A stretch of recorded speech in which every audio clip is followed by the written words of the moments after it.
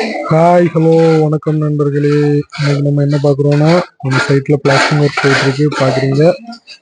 பாருங்க இவ்வளோ அழகாக பூசிட்டு இருக்காங்க. மேலே ஒரு ஸ்டெப் பூசி இறக்கிட்டு சாரம் போட்டு மேலே உள்ளதை பூசி இறக்கிட்டு இப்போ கீழே உள்ளது பூசிட்டு இருக்கிறாங்க. பாருங்க ஸ்டேர்கேஸோட சைடு வால், அதாவது மேலே இருந்து கீழே வரும்.